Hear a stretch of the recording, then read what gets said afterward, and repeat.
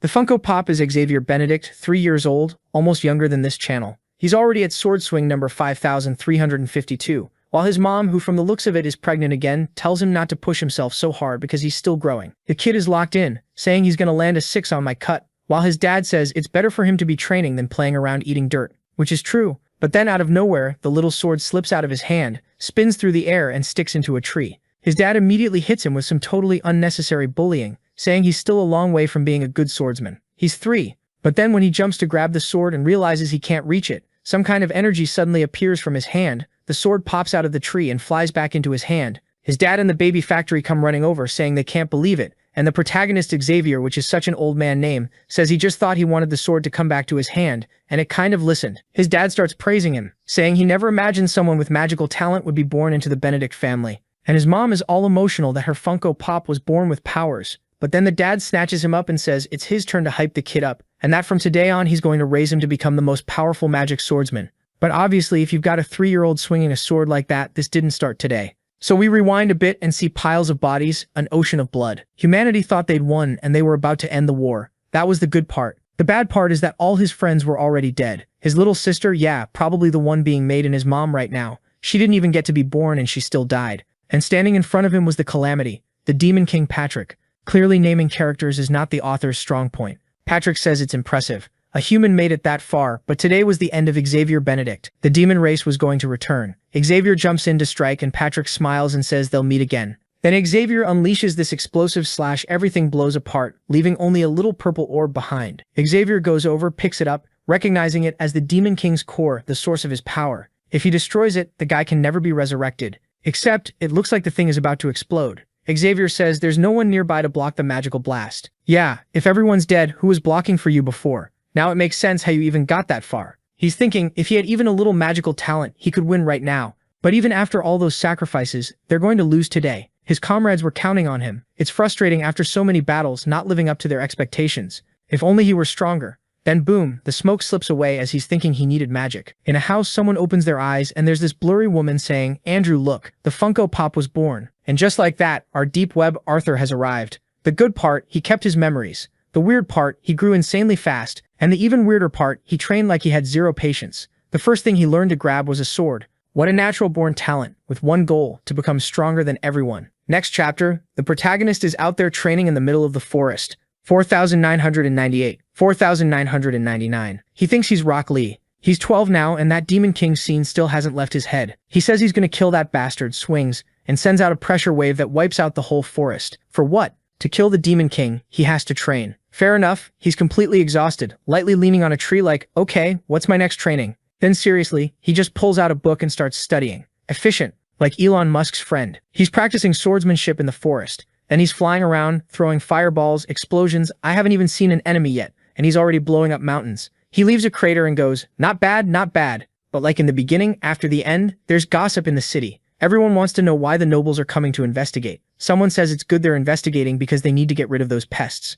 But like good modern citizens, everyone complains the nobles are really just stealing their resources. Meanwhile, Xavier walks through town saying hi to Sister Maria, Uncle Jack, greeting everybody. As far as he knows, the city is run by Count Jim Claus. Both he and his servant Michelella are hated by all the nobles. Whenever things get inconvenient, they disappear. They're the kind of people who betray the empire at any moment and trade anything for money. In his past life, humanity suffered because of traitorous nobles like them too. Suddenly, a horse kicks over an old man's apples. The old guy crouches to pick them up and some dude randomly pulls out a whip and lashes him across the back. Xavier stares like he's ready to kill someone. Because the nobles are forcing everyone out of the way to make their grand entrance. And among them is Ion Claus, a 10-year-old noble, telling the commoners to entertain them. He looks to the side and sees a tiny little girl. Sure, he's 10 too, but what is wrong with this kid's brain? He gets up and walks over. Looks like he's about to cause trouble. He grabs some bread and asks, how much? The old woman, trying to avoid problems, says, no, you don't need to pay, just take it, take all my bread. But he's clearly planning something. He reaches into his pocket, says he has to follow the city's rules,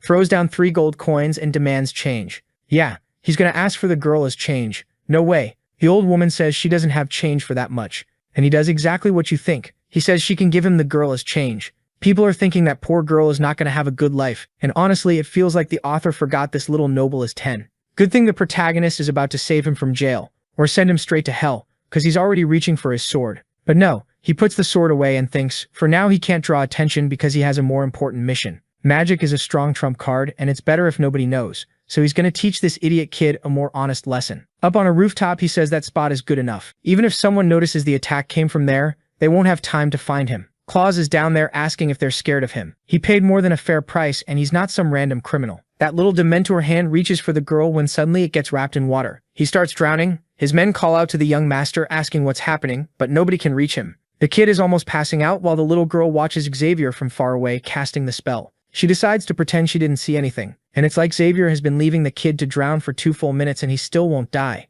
Then suddenly this guy named Mr. Publish shows up and stares. He extends his staff and cancels the magic. The filthy noble drops to the ground like trash. So yeah, someone strong just showed up. Mr. Habush waves the staff and breaks the spell. But then the attack turns toward him. Except he slams the staff into the ground and releases a golden aura that even surprises Xavier. The guy pauses for a second, then it's like he looks straight in Xavier's direction. Then Xavier disappears. The soldiers say to take the noble to the doctor, but he shoves everyone away and says no way. He immediately orders the girl to confess that she used the magic, because she's going to prison. Obviously the mother and the girl say they have no idea how to use magic. The kid goes to throw a punch, but then Habush pulls him back and tells Mr. Claus it's better not to act like that because it's not worthy of their house. Claus tells the professor to stop, but Habush warns that the Count won't like this situation. Looks like the Count isn't a good person because the kid instantly panics and apologizes. They start leaving, but Claus says there's no way this ends here. Cut to the Benedict house, where the Funko Pop is eating like crazy. The parents are talking about the nobles who came to collect the year's taxes.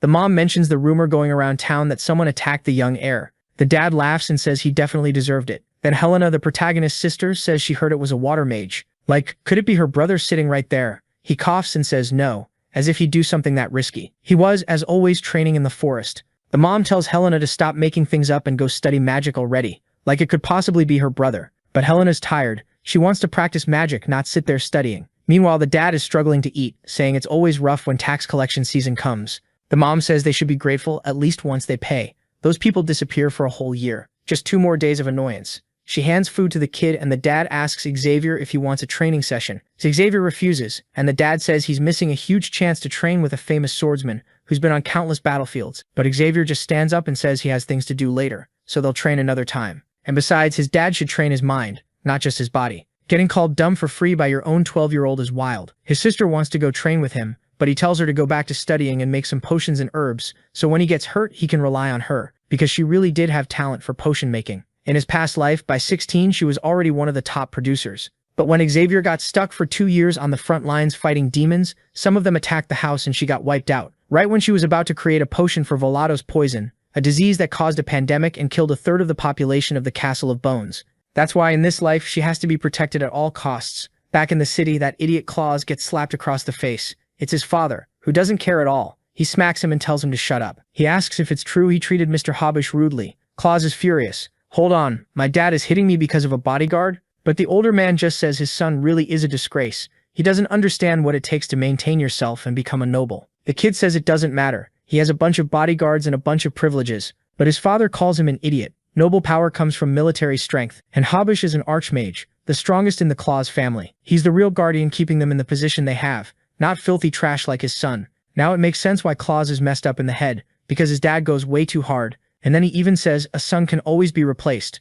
Just get another woman pregnant and that's it. Another kid is born. Claus runs off crying. Yeah, you can't be a normal kid with a father like that. The father says it's fine. The boy will reflect on those words. The kid is out there in the city, completely wrecked, wondering how his cursed father can side with a servant instead of him. And it's all the fault of the bastard who used magic on him. When he finds out who it was, that person is going to pay. Meanwhile, in another part of town, near a tree under an orange sky, there's that cute little girl. It's Cecily, the protagonist's friend. He asks if she needs something, and she thanks him for earlier. He gets awkward like, thanks for what? I didn't do anything. But she says it's fine, and hands him a bunch of little fruits. Xavier realizes there's no hiding it. She already knows he's good with swordsmanship and magic, and she tells him to relax. She won't tell anyone as long as he shows her the skills he has. He's still trying to play it off like he has no skills, but there's no way he's fooling Cecily. Here we go. Everyone from the future was unhinged. His childhood friend who fought side by side with him on the front lines for years. A brilliant swordswoman with unmatched intuition. But before the war ended, she was killed by the Syrians.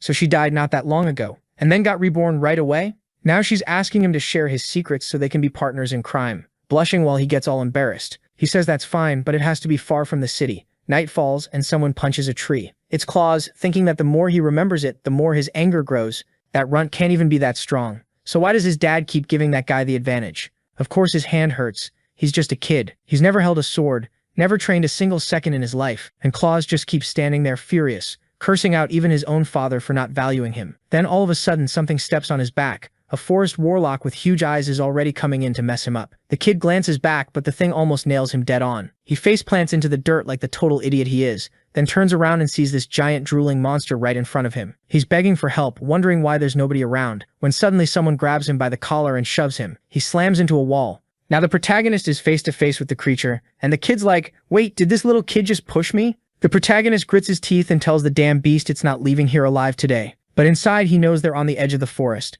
and it's not like help is just going to show up. And that's exactly why the creature shouldn't even be here. Why is a monster this close to the city? That would only be possible if the demon race had started moving again. The monster roars, leaps, and swings a huge slap at the protagonist. He dodges by jumping back, slips to the creature's right, and it turns into a full-on Dragon Ball-style exchange. The problem is, normal weapons can't really cut magical beasts. Still, thanks to his training, he isn't getting completely overwhelmed, until he takes a hit to the chest and gets shoved back. Cecily and Claus are behind him, stunned. The protagonist wants to use magic, but with that noble brat there, he can't. He could trust Cecily, but that kid would definitely let it slip. So the only option is to deal with the creature without magic, and that won't be easy. Even so, he tells himself he shouldn't be scared. If he really thinks he's going to be the one to kill the Demon King, he can't be afraid of something like this. He charges again, saying he doesn't need magic to finish this monster. It might be his first time fighting a beast in this life, but in his last one he fought countless of them. He runs straight in, then cuts left, slipping under the creature's arm, saying that even without magic he still knows how they work. As he ducks under the arm, he lands a clean slash, tearing up the ground, ripping into its chest.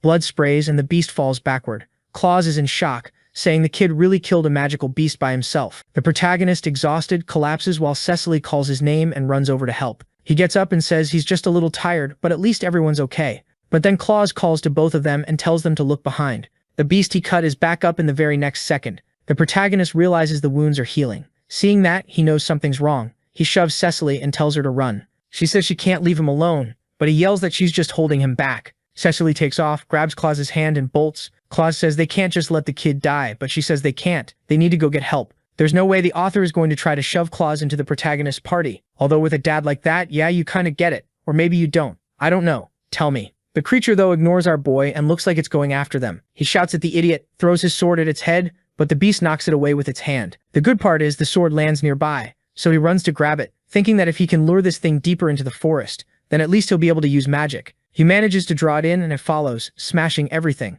Another tail whip comes through, snaps a tree, and is coming right at his back. He turns, blocks it, slices into the trunk, then a big hand swing comes in. He blocks 2 claw swipes with the blade, but then he takes one straight on, gets launched and crashes into a tree. The good part is, now that everyone's gone, he can use magic, at least in theory. The monster lunges to bite him, but he scoops up a bit of sand and throws it at its eye, which makes no sense, right? Look at the size of that eye, there's no way that covers anything. But the beast ends up half blind anyway. He's just trying to buy time so those two get far enough away. Seriously, he's still worried that the kid might see. Come on, you're gonna die here without using magic. Standing on the edge of a cliff and still trying to gamble. In that moment, he realizes there's no going back. He forms this huge fireball that honestly has a bit of swagger to it. He hurls it like a baseball pitcher. It hits dead center in the middle of the monster's head. Boom, explosion in the forest, smoke everywhere, and the protagonist celebrates. Then, no way, the cliff breaks and he's gonna fall. If he passes out and wakes up to some creature in a cave, the author really pushed it too far. I'm falling. No, how can I be dying? This is my second life. The kid's more independent now. He activates some magic, a circle, saying there's no way he's dying like this.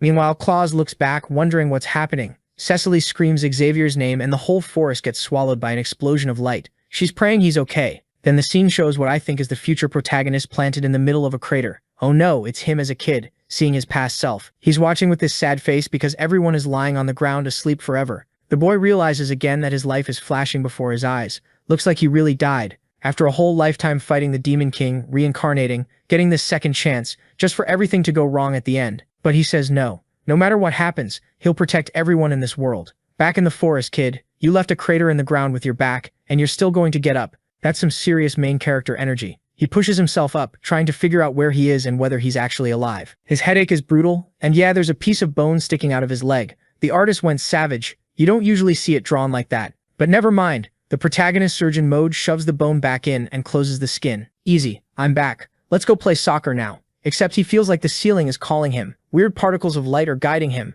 The problem is he falls on his back again because he's completely exhausted and starving. He looks to the side thinking about eating the monster he killed and basically roasted, but says he can't. Meat from that kind of creature was never meant for humans. He'll get poisoned. 3 days pass and he hasn't moved. So yeah, the soccer plan didn't happen. He's starving, saying he feels like he's going to die. Yeah, buddy. Use your hands, crawl over and eat the thing. It took you 72 hours to do that. Worst case, you die, which is already guaranteed if you just stay there. So the best option is to move, right? Basic math. He's furious that he has to rely on a magical beast to survive. Then he takes a deep breath, works up the nerve and bites into it. He says, I'll do whatever it takes to survive, and eats. He takes a huge chunk out of the creature and ends up with a full belly. Next scene, he's walking with a cane. The foot where the bone popped out still isn't right, and he's still tripping like a complete idiot, which is exactly what I like to see. If you're gonna draw a kid with bones sticking out, for the love of God, don't have him sprinting around in the next chapter. He's limping along when a slender figure appears behind him and asks if his leg hurts. He turns, asking who's there, and the voice made of light says if he doesn't treat that wound fast, it'll get infected and he'll die. If he just comes closer, he can be healed. It's his only chance to get out of this place. The protagonist recognizes the area as the so-called abyss, a region where mana density is absurd. He has no idea how he ended up somewhere unknown like this. The light keeps telling him to follow, or if he wants to stay put and die, he can do that too. He's pissed already, sure that whoever's waiting for him has a terrible attitude. But he follows the path the strange energy is guiding him along. He pushes through some bushes, shields his face from the light, and runs straight into the slender shape of a marble statue. He asks if he was talking to that statue, and she says yes. She's the goddess Urd, one of the 3 goddesses of fate who manage the roots of the world tree. The protagonist is shocked that gods actually exist. Seriously, you lived a whole life without finding that out, kid? Then the energy comes out from behind the statue and starts wrapping around his foot. Instantly, his body regenerates, and yeah, the statue comes to life. Obviously, with the difference between waist and chest, you could already tell she's powerful. She asks the boy what his name is. He doubts she's really a goddess. How can someone with that much power not even know his name? She starts poking him in the face a bunch, asking if she ever said she was omniscient. She has powers, she doesn't know everything. He's blushing hard, asking why she was abandoned there.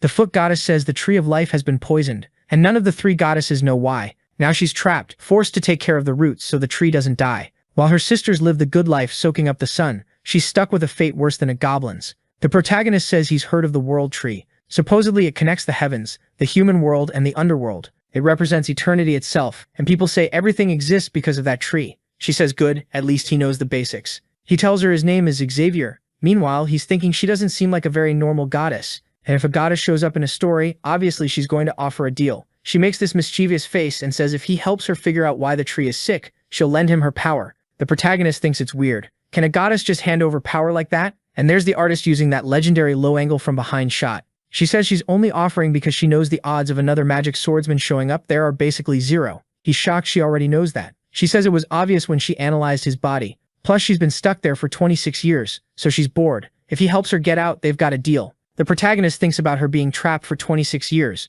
He lived through that kind of time in his past life. Then she asks if this really is his second life. She can feel way too much resentment and despair in one body, which is strange. The problem is, someone carrying those feelings wouldn't be able to use her power properly. He's stunned, asking how she knows about the second life. She says seeing a child's soul is ridiculously easy. The protagonist gets angry and honestly fair. If gods exist, why did they let humans die like that? She says there's no superior race, gods, demons, human spirits. When you look at entire races, they're all equal. Yes, it's true that not long ago the gods helped humans, but that only weakens a race. He should realize that if humans had been helped, they still wouldn't be able to defend themselves today. He should focus on taking responsibility for saving his people instead of blaming someone else. Yag gets scolded by the foot goddess. Next scene, she forms a ball of light and says that's it for now, he can go back to his world. But she warns him mastering her power won't be easy, and unfortunately she doesn't have time to teach him. Inside that light is the basic knowledge he'll need to manage on his own. The protagonist says nothing. She puts a hand on his head and says he can believe it or not, but his arrival there is something destined.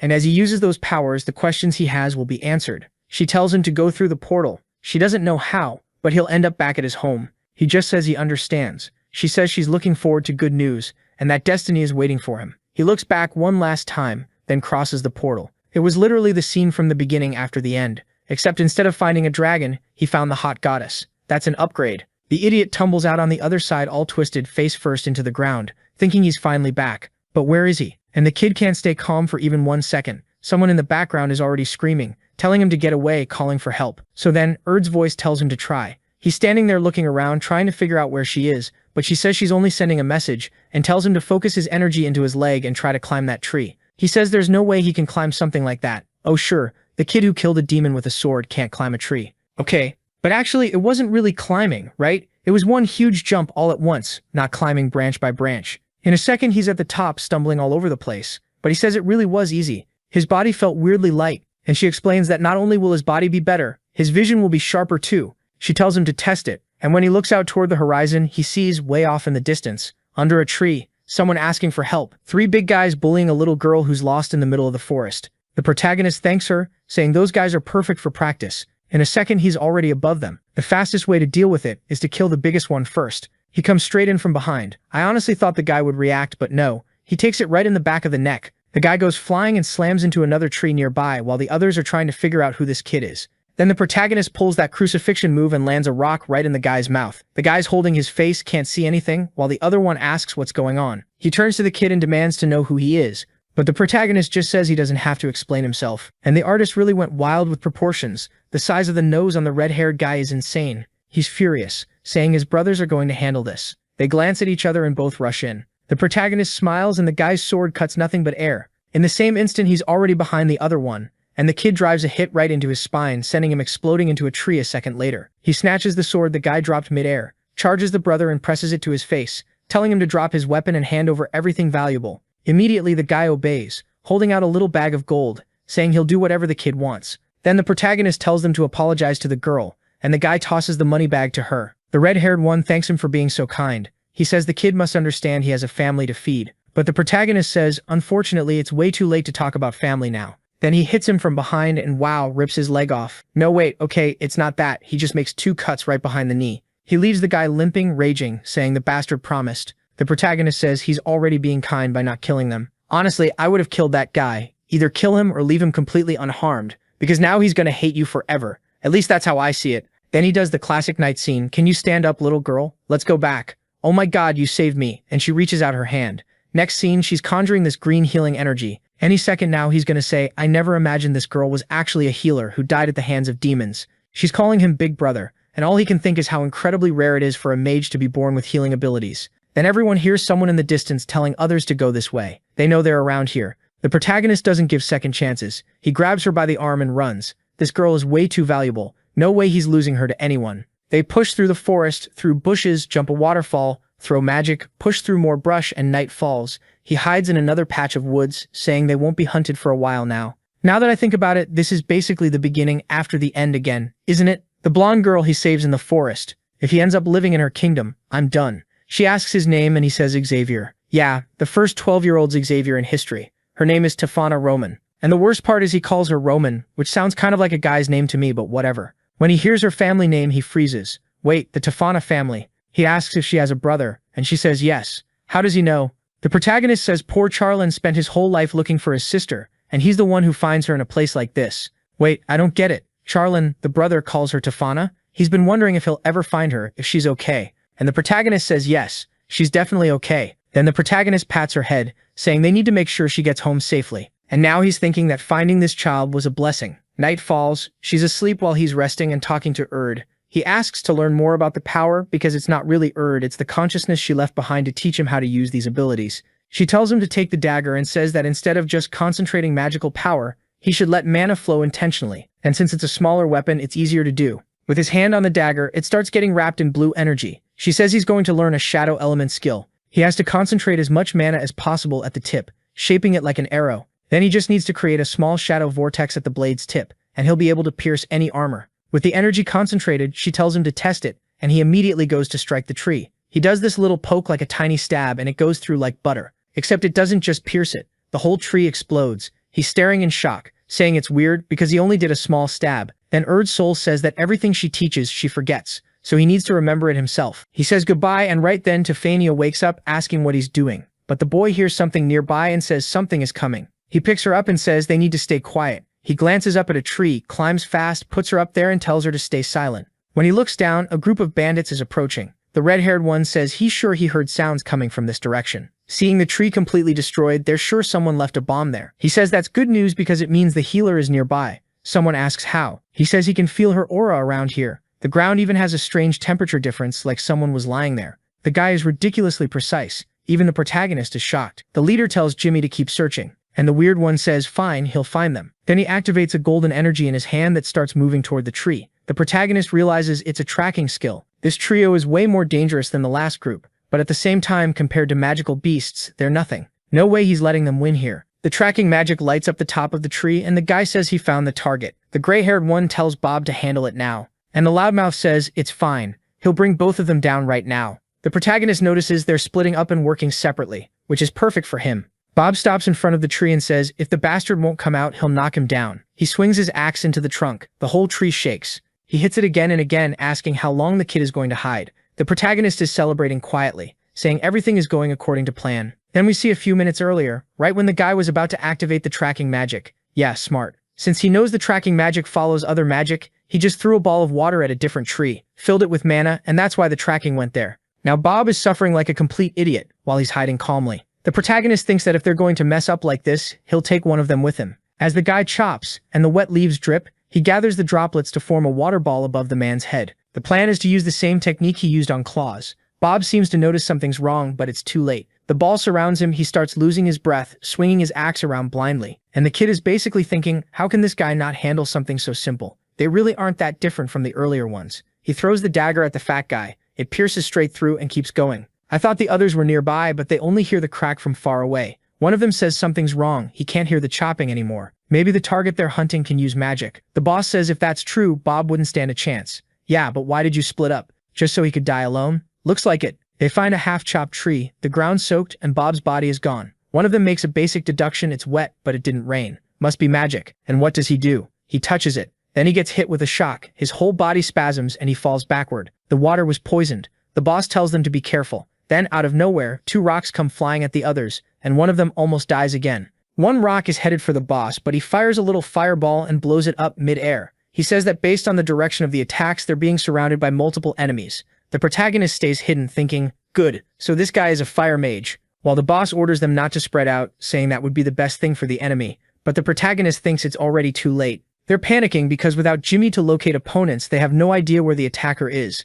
How are they supposed to deal with this? The boss forms a fireball and says it's simple. If the rats won't come out, he'll burn the whole forest down. Immediately, the protagonist steps forward and says hi, telling them to wait. The boss is confused. Why is there a child here? The protagonist says he's an herb gatherer. He doesn't know what's going on, but it looks like there's some chaos happening. They don't really believe him and say he's not leaving. The protagonist asks what they're talking about. They accuse him of killing someone, and he says he's just a kid. Are they insane? But if they're looking for someone, he saw a person pass through here, and if they want, he can tell them. The boss thanks him and says if the info is good, they might even recruit him. But he says he's not really interested. His mom and dad are waiting for him. Then the guy suddenly throws a fireball at him. It tears through everything and the boss is surprised. The kid is gone, and he's already behind the other two. Since it's hard to deal with the fire mage, he needs a 1 versus 1. So he traps both guys in water spheres to cut off their breathing. And then the fire guy blasts flames at them, trying to melt the water. The protagonist says every fire mage has the same traits, a bad temper and a simple mind. The two guys drop to the ground exhausted. Looks like he basically fried them, cooked them right there. And the kid is saying fire mages really are all the same, just dumb. The fire mage is still impatient and comes in with a flaming punch while the protagonist is smiling. He dodges easily to the left and sprints. He grabs a sword that was lying on the ground while the fire guy is confused. Is this kid really going to try to win with swordsmanship? With the sword powered up, the protagonist says he doesn't like killing people, but monsters like him are different. And now that he's figured out the secret behind his powers, he can't let him leave alive. The older guy gets excited, saying finding a kid who uses both sword and magic is even more impressive than that girl. And he leaps at the protagonist, saying he wants the boy. The strike comes straight at the protagonist's chest, and he throws up a water barrier that the guy slams into. Wister put out Diddy's fire and drove the blade into his chest, but the guy deflects it, smacks the sword away and kicks the kid, sending him flying. The older guy is shocked. Why does a kid this small feel like someone who survived countless fights? The protagonist answers that he's done playing around. The man casts another fire spell and slams it into the ground. The protagonist watches and the guy tells him to die, firing a huge blast straight at him. Could he stop it? He could. But here comes that ego fight. He casts his water and sends the explosion back at the guy. It turns into a dragon, an elemental combination, and when it ends, it looks like everything evaporated. The guy starts celebrating, saying the idiot was defeated and turned to ashes. But while he's laughing, the protagonist is already behind him. Another stab lands dead on, and wow, this one goes through like butter. He's standing there repeating to himself that it's impossible, but yeah, goodbye. His body just drops limp to the ground. The protagonist just stares at him, saying this is what a kidnapper deserves. After that everyday daily aura farming, he climbs up a tree to talk to Tiffania. He says he's handled everything, and they can go back. But she's shaking all over, saying he was incredible. Xavier says no, it was all luck. Reinforcements will show up any minute, so they should leave. She can already tell he doesn't want her to find out, so right away he tells her to relax and not tell anyone. My god, the protagonist is all about that act. Another head pat recycled, while he says he promises nobody will ever hurt her. Back on the ground, the bodies are all stretched out on the floor, and Tefania asks if everyone's dead. He says no. Besides the leader, everyone's just knocked out. But while he's saying that, he suddenly feels something weird and faceplants. She calls out to him, but the scene completely switches to a small town. See? What did I say? A woman asks, Charlene, did the boy wake up? Charlene. If I'm not mistaken, that's the friend from the other life, and he says he's going over to take a look right now. Literally just like beginner after the end. At least they're not some alpha family, because that would be insane too. The woman says he needs to thank Tefania's savior as soon as he gets up, and he says he will. Right then, Tefania comes running in, and her brother tells her to calm down. But she says she wants to help. He tells her to rest. She insists, saying he's been working too much. She wants to be useful too, and she's already recovered. He answers that the biggest problem isn't that she got hurt, it's that she left the village. She tries to apologize, saying she went too far, but it won't happen again. Charlene ignores it, saying it's better to go see how that kid is doing already. He opens the door, and at that exact moment, a huge hand shoots out of the room toward his face. Tefania tells him to stop, and they end up standing there face to face, both confused. For a second, the protagonist thought it was an enemy, but then he recognized him. Next scene, they're at a banquet, and Charlene says he can eat whatever he wants. No need to rush. Tefania is shocked this chubby kid can eat that much. He pats his belly and says he can finally fill his stomach. Then Charlene comments on his accent, asking where he's from. The protagonist reveals he lives in Anzoff, a city under the jurisdiction of Bone Castle. Charlene freaks out and says Bone Castle is 3 days away. How did he end up here? The protagonist says it's a long story, and apparently he's really going to tell the whole thing, so he explains everything. Charlene is in shock hearing there were magical beasts roaming the forest. The protagonist didn't want to scare him, but it's better to know before it's too late. Then Charlene says it's best to take the boy home, because his parents must be extremely worried. They're probably thinking he got eaten by a magical beast. The protagonist is kind of confused. Charlene is coming with him, and Charlene says of course, he's older and he can't let a little kid walk through a dangerous place like that alone again. Tefania tries to help out, saying Xavier is super strong and maybe he doesn't even need an escort. But inevitably, there has to be a touch Tefania's face moment every chapter, and there he goes, saying they're still kids and they need to learn to rely on the people around them. She asks if she can come too, and he says of course. He really should have said no. Send her home so she doesn't get attacked again and force the protagonist to activate his powers and spill all his secrets. The protagonist, on the other hand, sees that Charlene, like always, is someone he can count on. And Tefania is all excited. She can't wait to get kidnapped again to force the plot forward. Out of nowhere, the protagonist starts crying like instantly, from 1 second to the next. This kid's mental state is wrecked. Seeing that Charlene puts a hand on his shoulder and tells him to relax, they'll find his parents. The protagonist is about to tell him to stop treating him like a child, but Charlene says one day he'll grow up. Next day, Charlene on the road, horse up front, and they're walking. Then the village chief Corinne calls out to them and Charlene asks what's up. Charlene starts to say he'll be back soon, and they don't need to worry, but Corinne says it's fine. Everyone here is family. Did he show up just to say goodbye? He's going to die soon, isn't he? Just so we can get traumatized. They'll come back to this village and nobody will be there. On the way, they sing songs, put on flower crowns, make a little bonfire, and the protagonist thinks about the magical beasts. But nothing happens. It's a peaceful trip, and now they're standing face to face with Carpin Castle. Meanwhile, the mom is a mess, desperate to know where her boy Xavier is. Wait, Helena didn't tell anyone he went to a 1v1 against a magical beast? You should already be sure he's dead. The dad says he's going out to search again and tells her to rest, but she says no, she wants to go too. He says she hasn't rested in days. He promises he'll find Xavier, so she needs to stay home and recover. Her expression changes, and she asks if the boy went to the other world. He says that's impossible. He's the protagonist of this story, there's no way he'd die. But she still doesn't believe it, saying they saw that place where he fell and he wasn't there, so he definitely got eaten. The dad tells her to keep hope. Xavier is definitely alive and well. Meanwhile, his little sister is crying, wanting to know where her big brother went. The scene goes back to Clausvi, stuck in his usual routine of getting humiliated by his father. Damn, I don't even know if I'm happy about it. But Claus is asking his father to send a search party to find his friend. But his father, sitting there in a cloud of smoke, says there's nothing to gain from saving some random kid. Claus says the boy saved his life. But yeah, that's not going to work on a dad who doesn't care about you at all. And the father is furious that the boy is kneeling for someone like that. Now the tables turn. The father grabs him and says, "You're a noble. You're humiliating yourself for common people. For God's sake. Remember, there are only two kinds of people in this world. Nobles and those who aren't nobles, who exist to feed the real ones." He throws him to the ground and says he needs to learn to enjoy noble privileges. And to keep them, he has to obey whatever he's told. This dad is clearly bipolar too. The story says that in that moment, Claus felt a deep discomfort. Maybe this wasn't the life he wanted. He's focused, saying he'll figure out what's right. Come on, you show me a character in one chapter trying to buy a girl with 3 gold coins, and in the next you want me to like him? Author, what are you trying to do here? Next scene, Tefania is super happy, opens the window and sees the little birds out there messing around. Her brother asks what she's looking at and she says the birds are playing, but he says it's not playing, that's how they look out for each other and it helps them get closer. Tefania understands that's how they get close, which means obviously she's going to try to use that on the protagonist somehow. And right then he shows up saying he's going to the shop. She asks what for and he says he needs some new clothes because he looks totally worn out like a beggar. Charlin offers, want to wear my clothes? Look at the dad's swagger. But he refuses. No way he's not wearing those Joker-looking shoes. Next chapter we're in a forest with the protagonist walking alone, telling Erd there's nobody around so they can talk. His chest starts glowing. What is this, Erd? She flies out. Wow, you're really floating up there. She turns around and says she finally got to come out for a bit. The protagonist wants to know why this woman is coming out of his body. She tells him to calm down. This is just her consciousness. The only reason she can manifest is because he knows what she looks like and that lets her appear because she's solidified. What the hell? She's floating there, swaying around, saying she's only a consciousness, so he shouldn't think she'll be useful in a fight. He's impressed by how strong this consciousness is. Seriously? Imagination is powerful, even when it's just to get yelled at. The protagonist is furious. She stabbed him in the eye so much that for God's sake she should at least be able to fight magical beasts. But then she tells him to straighten up because class is about to start. That same second, his chest glows again and something else comes out, opening an eye in the tree. The protagonist is shocked he did that and she tells him to stop being amazed by everything and get inside already. He has a lot to do. He asks what's going to happen and she explains the beasts he fought were way too weak. That's why she prepared some training partners.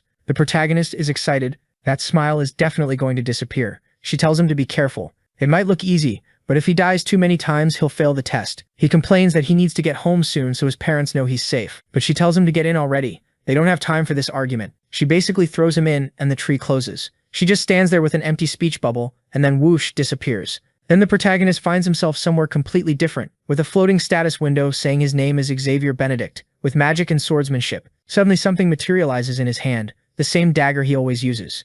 In front of him, an army of stone golems starts approaching. The first test is to fight 5 golems and finish within 10 minutes.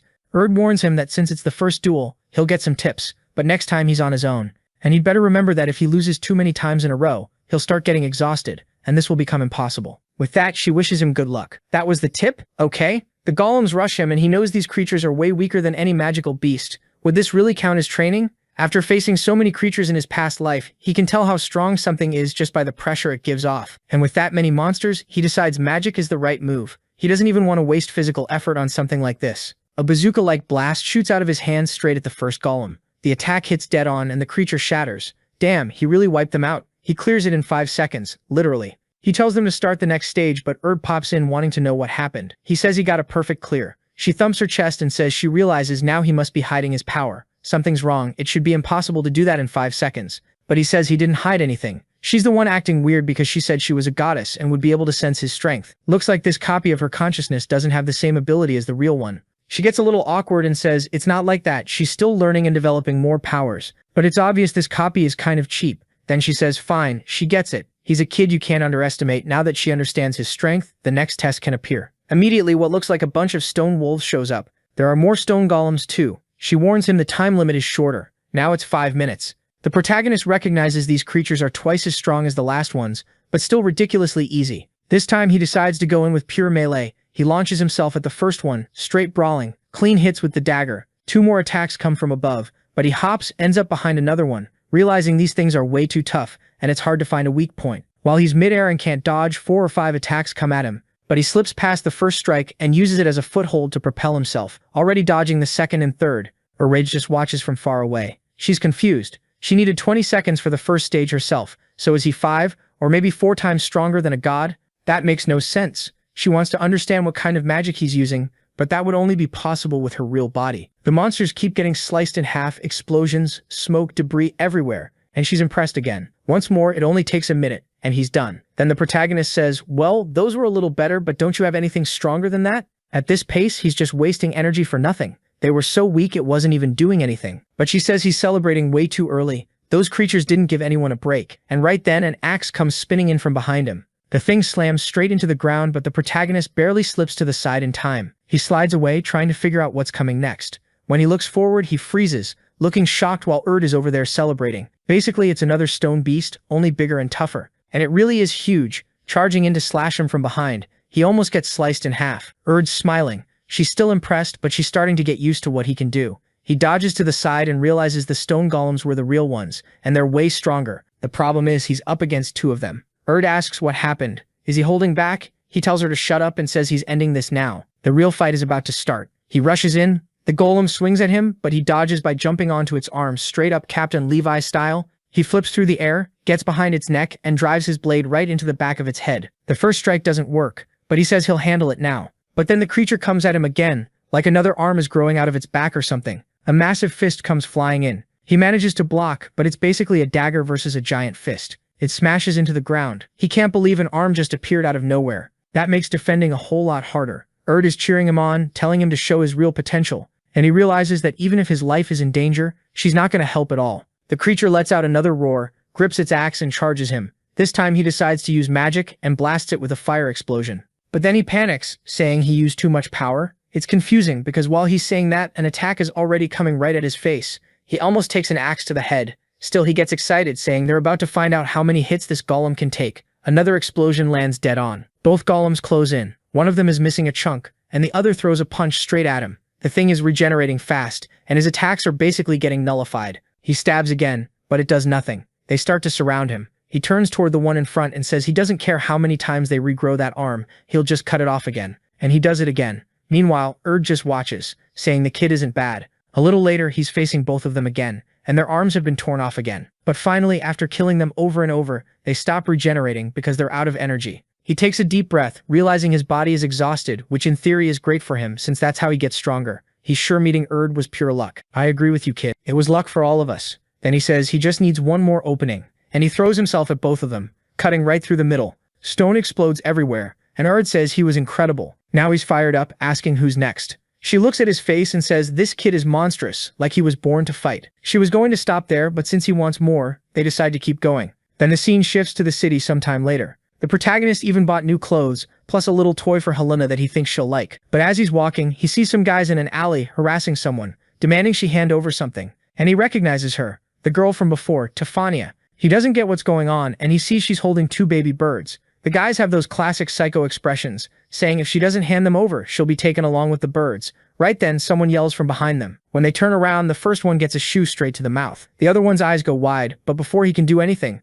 a fist slams into his stomach and folds him. Both of them go down. The protagonist helps the girl up and asks what happened. She says she went out to buy food, but these baby birds fell out of their nest, so she rescued them, and then those guys showed up. The protagonist is confused because everyone around is staring at him now. He says this city feels off, and it'd be better if they left. But then someone shouts at them asking where they think they're going. A weird blonde guy shows up saying they're crazy for hitting people, and then walking away like nothing happened. He asks if they really think they can leave without his permission. His name is Damien. Seeing he's getting surrounded, the protagonist asks everyone to wait a second. Those guys attacked first. He was just defending himself. But Damien says that in Carpen Castle, in the City of Peace, violence of any kind is forbidden, and that's why he's going to be arrested. Yeah, but then you'd have to use violence to arrest him, wouldn't you? Tefania asks what they're going to do, and he tells her not to worry, he'll handle it. Now he's sure something is wrong with this city. If they start a fight here, they'll definitely get hit with even worse accusations. The easiest thing is to solve it peacefully, so he says he'll take full responsibility and that the girl is innocent. The blonde guy makes this unhinged face and says that if that's the case, then fine. Carpen Castle doesn't harm the innocent.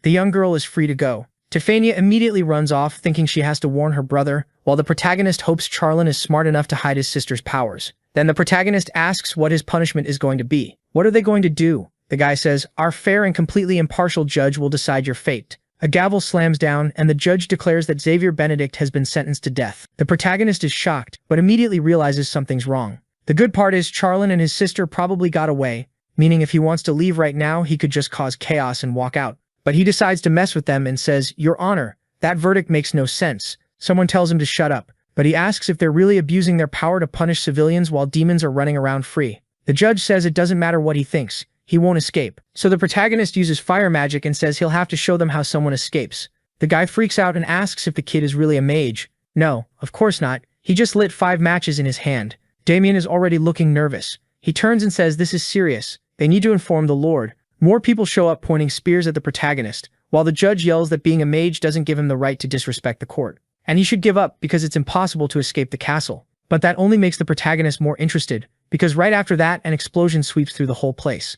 Outside, everyone's asking what's going on. Meanwhile, Charlene is whipping the horse forward while his sister asks if the boy is okay. He tells her to trust him. Xavier said if they stayed together, they'd only slow him down. For Xavier's sake, they needed to get as far from the city as possible. The people watching the blast near the court are wondering what just exploded, while the protagonist slips past in the background. The fire and all that chaos would be enough to buy him some time. But the most important thing is that Charlene and Nena get out safely. He runs through the streets and the scene changes to a castle with guards out front. Damien arrives, saying he urgently needs to speak with the master, but he trips like a complete idiot, face plants and drops the little kitten. Then the scene shifts to the forest. Charlene stops in the middle of nowhere and says they're going to camp there. Tiffania asks if he really trusts that Xavier will make it out fine. He says the boy already saved him twice and they need to trust him a little. All they can do is hope he's okay. She's happy, but honestly, this friendship is kind of unusual. He wanted to take a different path, but it'll be hard to avoid fighting completely. While he's wondering what he's going to do, suddenly a hand comes from behind and grabs him around the stomach. He gets carried, jumping from rooftop to rooftop,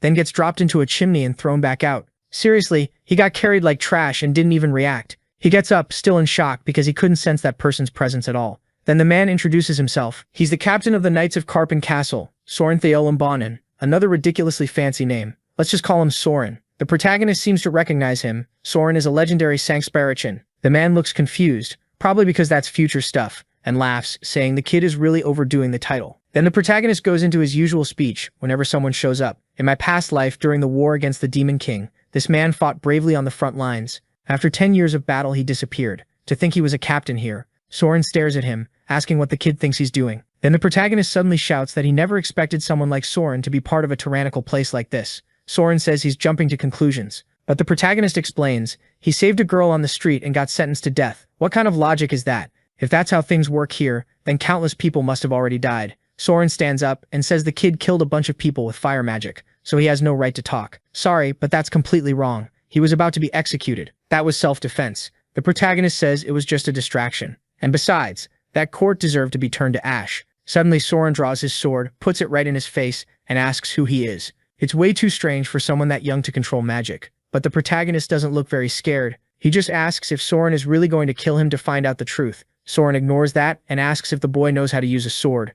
Now the protagonist is the one in shock. How did he figure that out? He never used a sword even once. Soren says that look on his face answers it. So the kid is a genius who can use both magic and a sword. That's extremely rare. Too bad he never learned not to show his emotions in front of enemies. The protagonist still doesn't get it. Was this man planning to fight him? There's no denying he's been training desperately for the last 10 years.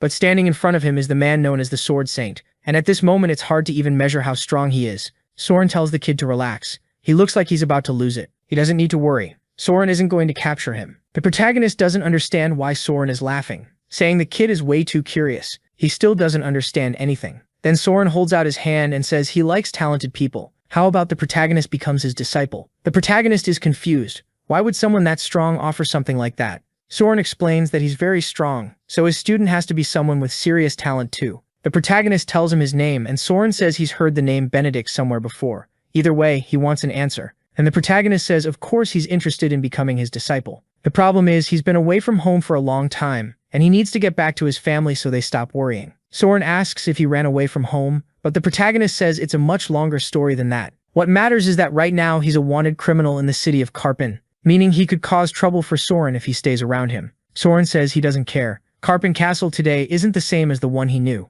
The protagonist notices that even Soren doesn't accept the rules of that place. Soren asks where his home is, and the protagonist says it's at the Castle of Bones. Soren says that's fine, he'll take him there in one day. Xavier is confused. Is he really going to leave his city? Soren explains that these days he's basically just a figurehead. He doesn't actually do anything. Nobody will notice if he disappears for a few days. The protagonist is stunned. How did the legendary Soren lose his influence among those knights? What exactly was going on in Karpen? This is what the guy's already saying. Alright, let's go then. Come on, kid. The protagonist, not getting it, goes, huh? Go where? He says, relax, I already had some horses prepped so we can get out of here. The protagonist still kind of confused. This is way too easy. Did this guy really want to make him his disciple?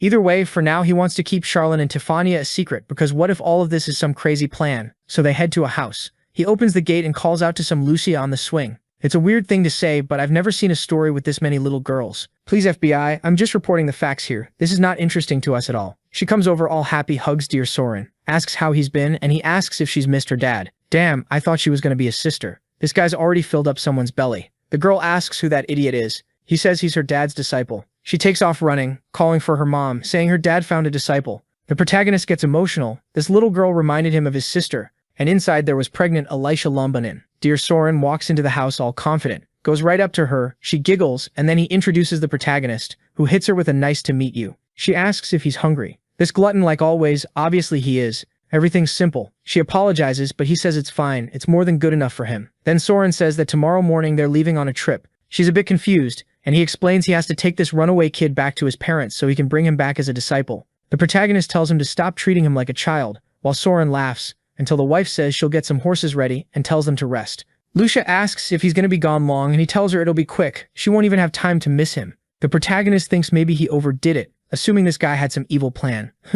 Maybe he doesn't, but other people do, and right then someone kicks the front door in. Soren stands up. Outside someone's yelling. He tells the protagonist to grab Lucia and hide upstairs. Soren rushes to the door while the protagonist looks like he won't be able to do much because Soren's probably stronger than him. He runs upstairs with Lucia, who has no idea what's going on. Outside, Soren asks Alicia what's happening. She says these weirdos are invading their property, and obviously who is it? Demian saying that dear Soren, the captain has a peculiar visitor. Soren asks what they're doing there. Did they follow him? Demian answers that it's pretty cruel to talk like that to his superior. Soren should watch how he responds. Soren says this is his house, and he brings whoever he wants. Of course, Demian doesn't accept that and asks if he's really going to hide a criminal. Even Soren questions it. Demian, do you really think the laws from that castle make any sense? The weirdo hugs his little cat and says it doesn't matter. Ever since the laws were established, the castle has been peaceful. Nothing is more important than peace. While they're talking, the protagonist is upstairs telling Lucia to stay quiet. He peeks through the window and hears Demian saying to hand the boy over already, or they'll have to do a forced search. The protagonist says that in his past life, Soren also disappeared mysteriously. Maybe it has something to do with Demian. It's a shame, but every time society gets corrupt, the cruelest people benefit.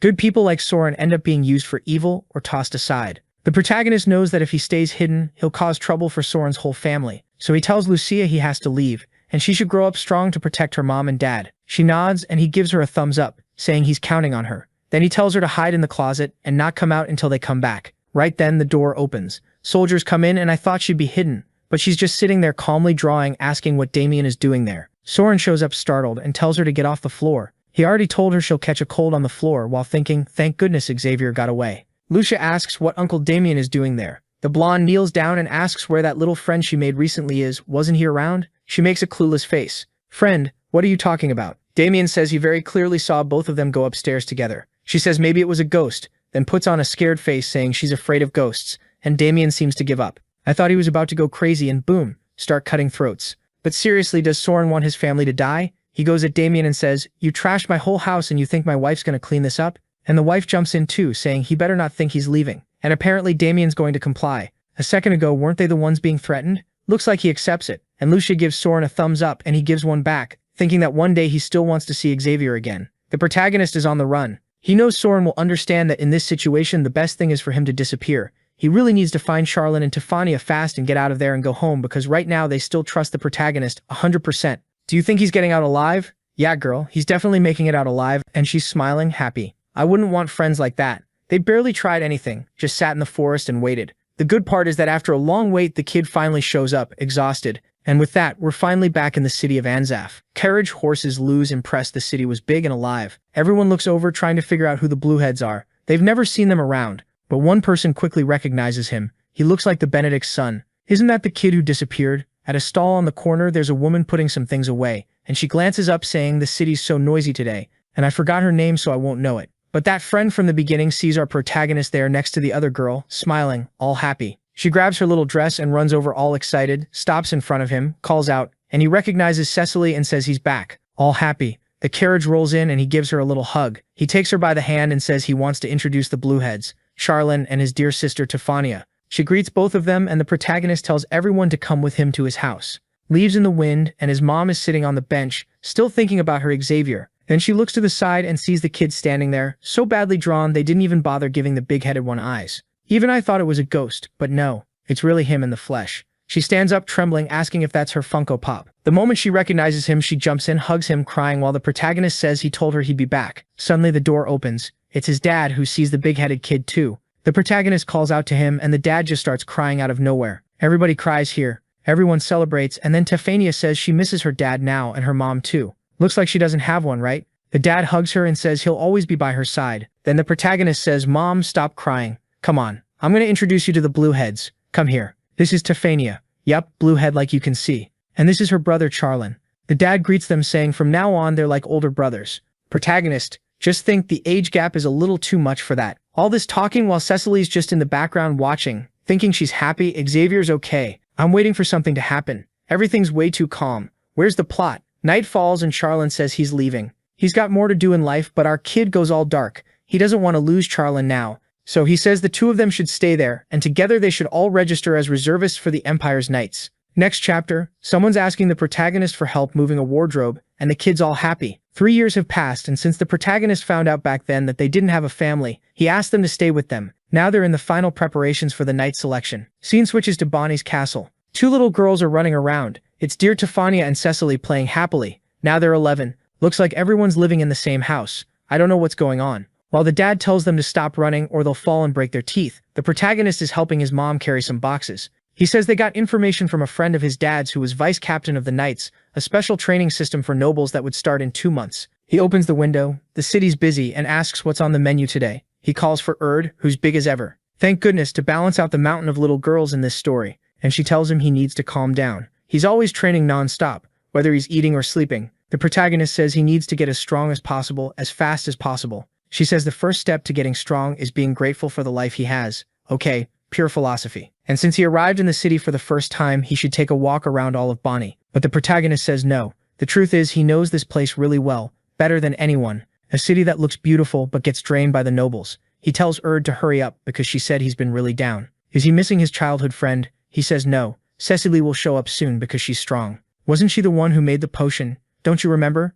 Wasn't there a girl who made the potion? Or am I losing it? Losing it or not, I definitely have amnesia. Then the scene switches to a castle. Someone serves coffee and says, if you fail the selection, I'm not letting you live. And look who it is. Klaus. That kid's still alive. He starts to answer like, yeah, but he stumbles for a second and his dad goes, what weakness is that? Where's your confidence? Do you know how much I'm spending on your training, your teachers? Klaus, all awkward, says he is confident. Yes, but with that mop hair, I don't really buy it. Then he calls his dad, who asks what it is. Klaus asks to be part of the special training team. As affectionate as ever, his dad says something that stupid doesn't even need to be reported to him. Just tell Mikola to prepare everything. Mikoel? Yeah, it's pretty weird for a man to be named Mikoel. Klaus thanks him and leaves the room. Then the dad says the boy really changed a lot. Mikoel agrees. He's been growing well, but the dad says he's calmed down too much. He improved, but he's still far from having any traits of a true noble. He thinks he's hiding it well, but his dad knows the kid loves hanging around poor people. Is that forbidden in the family? Mikoela tries to be positive, saying understanding how the city people survive is a good thing.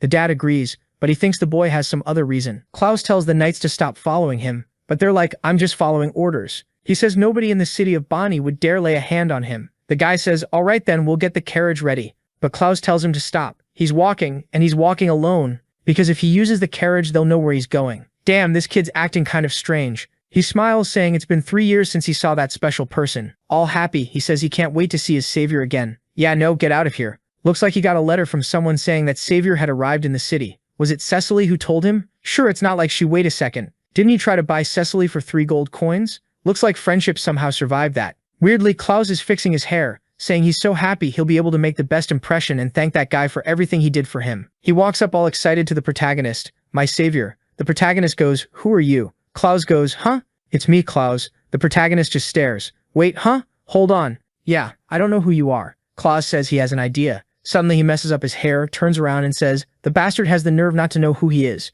Right away, the main character recognizes him. Hold on. Is that stupid rich guy from before? And the kid says, yeah, it's really him. Out of nowhere, the main character pulls out his huge sword, puts it up to his neck, and asks what he's doing there. Klaus, all awkward, says the boy misunderstood and that he's changed. But the main character says that's hard to believe. Nobody changes in just a few years. Klaus insists he can even ask Cecily. They've been talking constantly through letters. The main character reads a bit and says, well, yeah, Cecily really has been writing to you. If she's talking to you, then I'll trust you. Done. Klaus relaxes, and the next second he's thanking him, saying the main character is the one who saved him back then. And from now on, forever, he's going to call him Big Brother. He rushes in and hugs him, saying he's been waiting for this day. If he ever wants him to do anything, just say the word. The main character immediately says the first thing he should do is let go and back off. Klaus steps away, and the main character wants to know, so what's going on? Where are your servants? Klaus answers that he sent everyone away so he could have some peace and quiet. The main character says, fine, but if anyone's around, this place is gonna fill up fast. So go on, get inside already.